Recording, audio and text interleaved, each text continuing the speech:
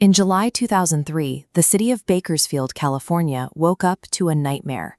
Inside a quiet suburban home, Joni Harper, her mother Ernestine, and Joni's 3 young children, including a 6-week-old baby, were found murdered. Detectives quickly zeroed in on Joni's estranged husband, Vincent Brothers. He was a respected elementary school vice principal, but beneath that public persona was a relationship collapsing under secret marriages, severe financial problems, and allegations of deceit. He had a highly documented alibi. On July 2nd, days before the killings, Brothers boarded a flight to Columbus, Ohio. Credit card receipts, his flight itineraries, and witness statements placed him over 2,000 miles away on the East Coast.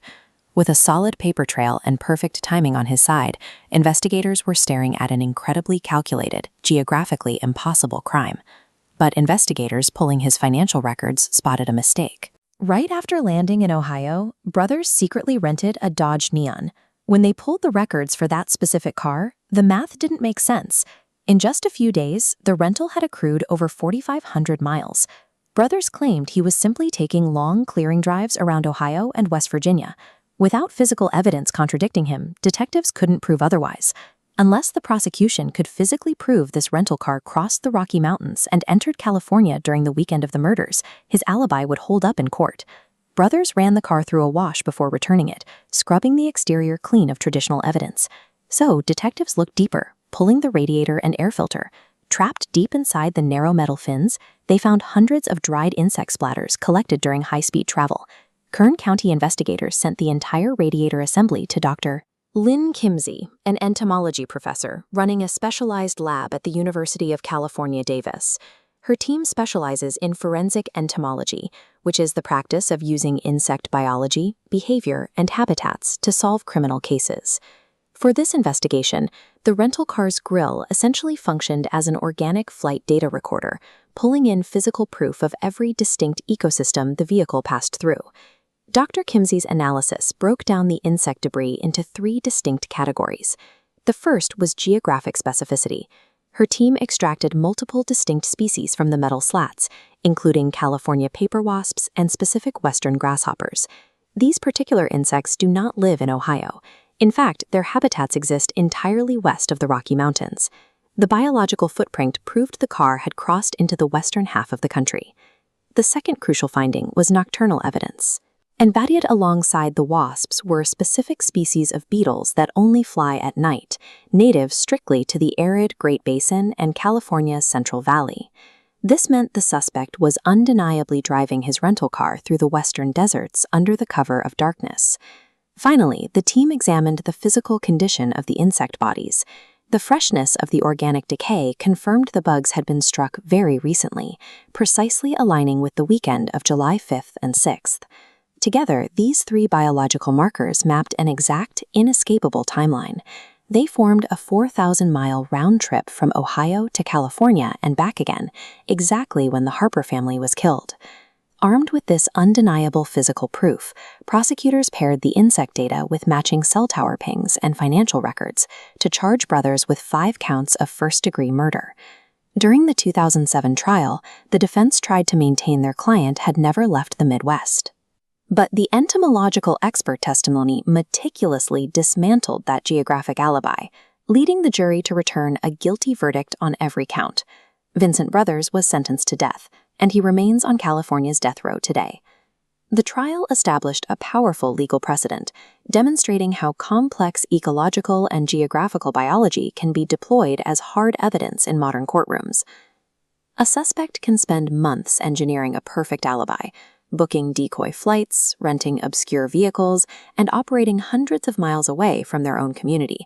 They can wipe their digital tracks, dodge security cameras, and scrub their fingerprints from a crime scene.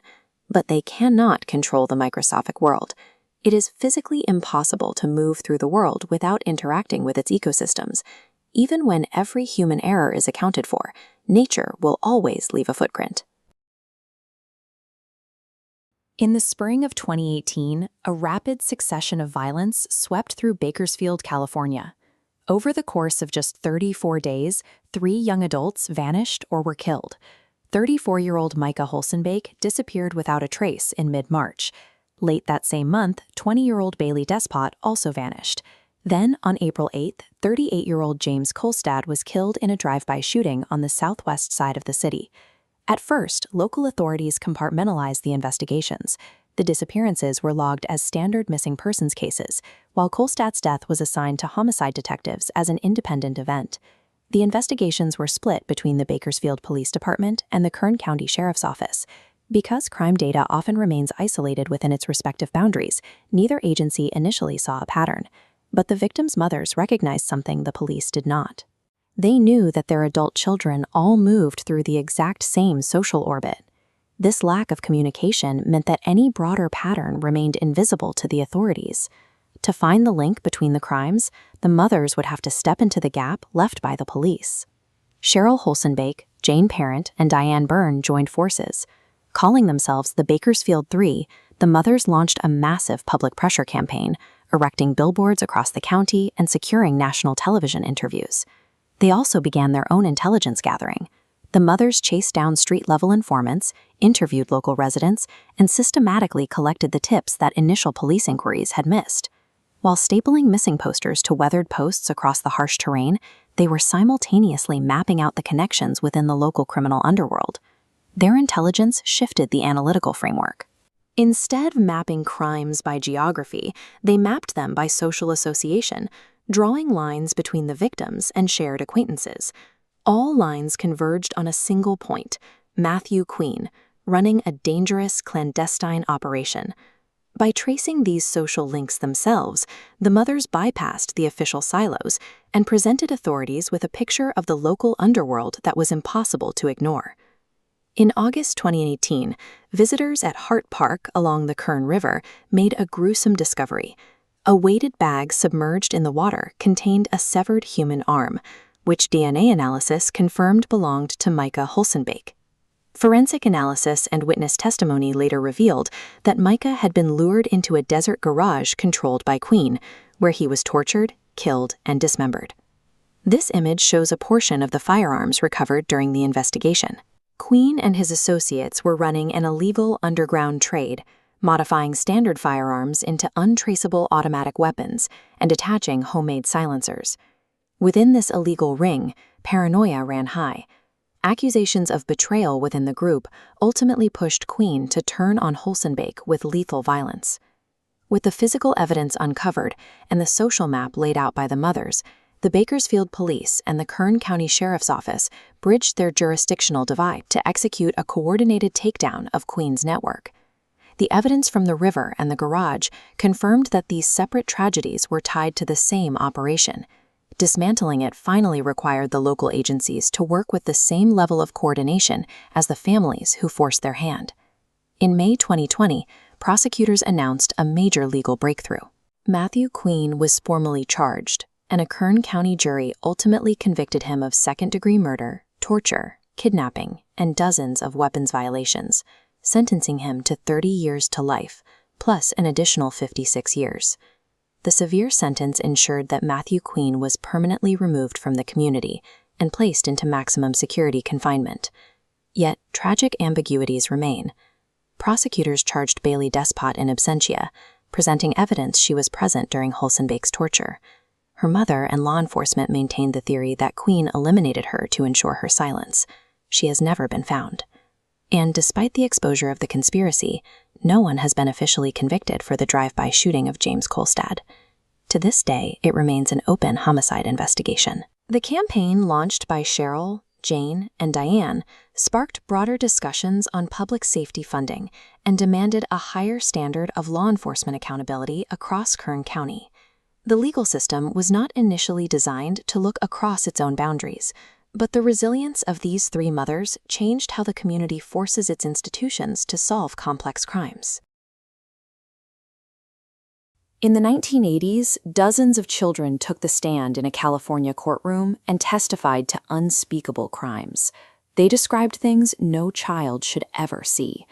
This happened in Kern County, centered right in the mundane, sun-baked suburbs of Bakersfield. A nationwide anxiety over the occult had taken hold across the United States. But here, those vague societal fears crystallized into a very real, very terrifying legal dragnet. The allegations quickly outgrew any basis in reality. Local babysitters, teachers, and parents were accused of operating clandestine cult rings. The stories involved secret plane trips to sacrifice sites, forced participation in blood rituals, and an elaborate network of underground tunnels, supposedly dug straight beneath suburban daycares. This chart shows the scale of the resulting legal fallout. Between 1984 and 1986, the system convicted at least 36 innocent residents. The courts handed down staggering penalties, with some individuals receiving sentences stretching into hundreds, and in some cases, over 1,000 years in prison. Before we look at exactly how this happened, take a second to like this video, subscribe to The Explainer, and leave a comment below with your thoughts on how the justice system handles mass hysteria. Despite the volume of these horrifying convictions, investigators never found a single drop of blood, a single buried bone, or any physical evidence of these supposed tunnels. The terror was being manufactured by the very institutions tasked with investigating it. The collapse of logic began from day one.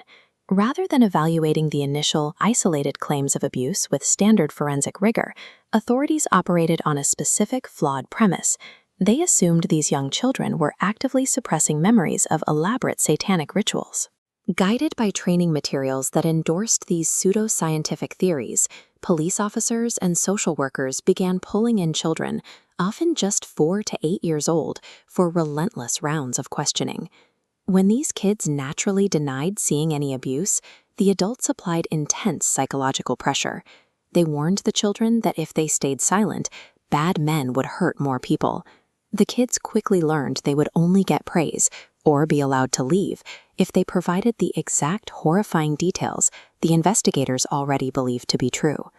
By treating children as hostile witnesses until they confessed to someone else's crimes, the authorities guaranteed false evidence.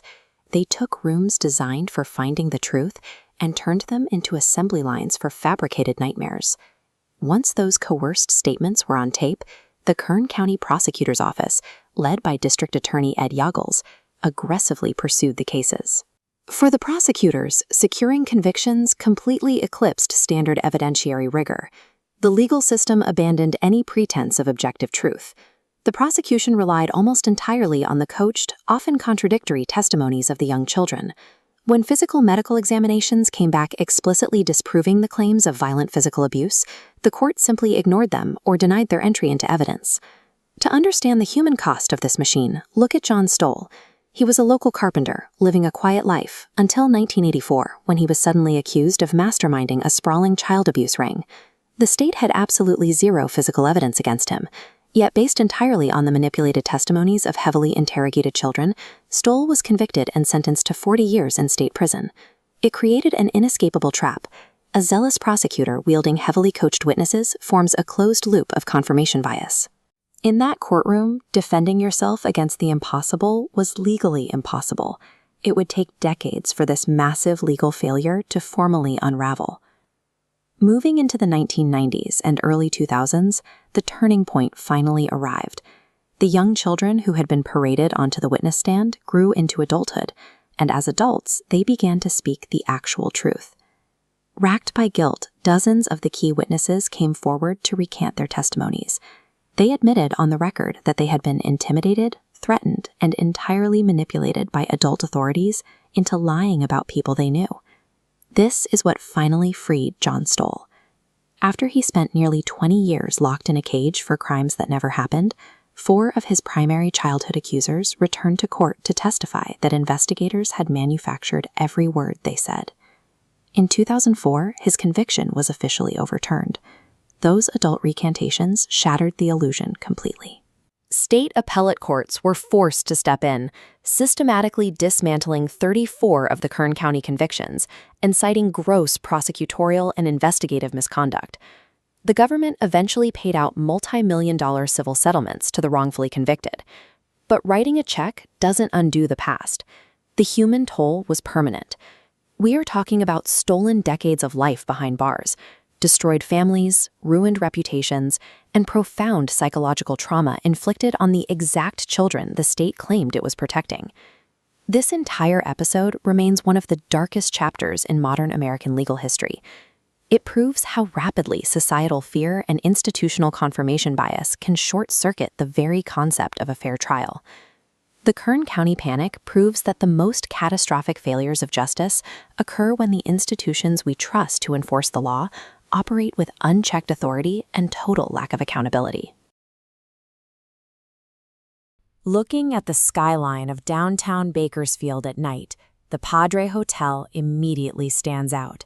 It's an 8-story Spanish colonial revival landmark that casts a long, imposing shadow over the surrounding city blocks. Up on the roof, the architecture turns hostile. A replica atomic missile points straight at City Hall, bathed in the harsh red glare of massive, aggressive neon signs. The rooftop served as the command center for a genuine half-century-long siege, fueled by one man's paranoid obsession. We're going to take a floor-by-floor look at how a luxury destination transformed into a fortified compound. Let me know in the comments if you'd ever brave a night in a verified haunted hotel, and make sure to hit that subscribe button. To understand the madness waiting at the top of this tower, we have to start our autopsy at the very bottom. The dark history of the Padre begins in mid-20th century, long before the barricades went up, when a devastating fire broke out deep in the hotel's basement level. This vertical cross-section shows how the central elevator shafts acted as chimneys when the basement caught fire. Drawing the dense smoke rapidly upward through the core, it trapped the occupants inside. Multiple victims, including a group of children, succumbed to smoke inhalation before rescuers could reach them. That fatal event cemented the hotel's reputation. Following the fire, the activity specifically centered around the 7th floor, which became the epicenter of local paranormal lore. Modern guests and hotel staff frequently report hearing the disembodied sound of children's laughter, crying, or running footsteps echoing in vacant hallways late at night. Visitors also report sudden temperature drops, invisible hands tugging at their clothes, and watching phantom footprints press into the carpet right in front of them. Whether or not you believe in the supernatural, the verifiable reality of the basement fire provided a grim, concrete foundation for decades of legends. Moving from the haunted 7th floor into the mid-levels, the atmosphere shifts from supernatural to intentionally hostile. Vast sections of these floors were padlocked and left to rot. This was the work of Milton Spartacus Miller, an eccentric and fiercely independent businessman who purchased the property in 1954. Despite taking ownership of a building with a history of fire tragedy, Miller immediately went to war with city officials over fire safety compliance and modern building codes. When the city demanded retrofits like updated sprinkler systems and fire escapes, Miller chose a strategy of spiteful neglect. He boarded up windows and sealed off entire floors rather than comply. Look at this weathered surveillance camera, which guarded his perimeter during decades of isolation. Miller eventually retreated to the penthouse, living as a recluse behind heavy barricades and armed guards. From that penthouse, he waged public political warfare. He hung enormous, illuminated neon manifestos on the outside of the building, broadcasting rambling attacks against city council members by name. This archival photo shows the type of atomic styling Miller used for the replica missile he aimed squarely at City Hall to symbolize his defiance. Through pure spite, Miller took the site of a fatal disaster and deliberately transformed it into an isolated, decaying fire trap to defeat the municipality. Miller lived out his days in that compound, dying in 2001 at the age of 88. He left the Padre as a hollowed-out time capsule packed with personal manifestos and vintage security gear. The property sat empty until it underwent a multi-million-dollar renovation, stripping away the barricades to reveal a pristine boutique destination that reopened in 2010. Today, it functions as a vibrant center for downtown nightlife, but that modern luxury sits directly on top of the building's lingering historical DNA. The restored walls still hold the permanent, intertwined memory of a tragic fire and a sovereign's eccentric tyranny. The doors are open again. If you were handed a room key for the 7th floor tonight, would you take it? Let me know below and subscribe for more deep dives into history's strangest landmarks.